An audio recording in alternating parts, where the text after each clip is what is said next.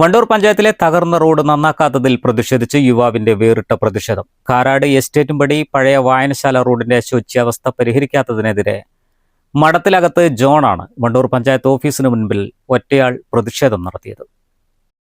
കഴിഞ്ഞ 6 വർഷമായി ദുരിതയാത്ര തുടരുന്ന റോഡിനെതിരെ പ്രതിഷേധവുമായാണ് മഠത്തിലത്ത് ജോൺ വണ്ടൂർ പഞ്ചായത്ത് ഓഫീസിന് മുന്നിലെത്തിയത്. 2019 മഹാപ്രളയത്തിൽ തകർന്ന കാരാട് എസ്റ്റേറ്റുംപടി പഴയ വായനശാല റോഡ് ഇതുവരെ നന്നാക്കാൻ അധികൃതർ തയ്യാറായിട്ടില്ല. കോൺഗ്രസ് പാർട്ടിയുടെ ശ്രദ്ധയ്ക്ക് എന്നെഴുതിയ ഫ്ലെക്സ് ബോർഡ് ഉയർത്തിപ്പിടിച്ചായിരുന്നു ജോണിന്റെ പ്രതിഷേധം. വെറും 300 മീറ്റർ മാത്രം നീളമുള്ള റോഡിൽ കേവലം 150 മീറ്റർ പ്രവൃത്തിക്ക് മാത്രമാണ് നിലവിൽ ഫണ്ട് അനുവദിച്ചിരിക്കുന്നത്.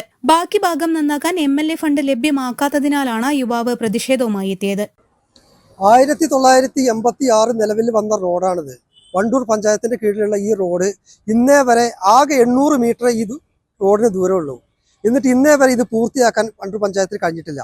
ഒരു MLA ഫണ്ടോ MP ഫണ്ടോ ഇതുവരെ കിട്ടിയിട്ടില്ല. ആകെപ്പാടെ കിട്ടുന്നത് വർഷം ഒരു 100 മീറ്റർ വെച്ച് കിട്ടും. അതുകൊണ്ട് ഇതുവരെ എത്തില്ല. ആകെ 300 മീറ്റർ നന്നാക്കാനുള്ളൂ. ഇപ്പൊ കിട്ടിയിരിക്കുന്നത് വെറും 150 മീറ്ററാണ്. 300 മീറ്റർ കിട്ടണമെന്നുണ്ടെങ്കിൽ ഒന്നിൽ MP ഫണ്ടോ MLA ഫണ്ടോ കിട്ടണം. അത് ഞങ്ങൾക്ക് ഇതുവരെ കിട്ടുന്നില്ല. അതിനെതിരെയാണ് ഞങ്ങൾ ഈ പ്രതിഷേധം.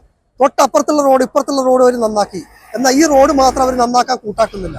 പ്രളയം കഴിഞ്ഞ് വർഷങ്ങൾ പിന്നിട്ടിട്ടും തങ്ങളുടെ യാത്രാക്ലേശത്തിന് പരിഹാരമാകാത്തതിൽ വലിയ പ്രതിഷേധമാണ് പ്രദേശവാസികൾക്കിടയിലുള്ളത്. MLAയുടെ ഇടപെടൽ ഉണ്ടാകുന്നതുവരെ പ്രതിഷേധം തുടരാനാണ് ജോണിന്റെ തീരുമാനം.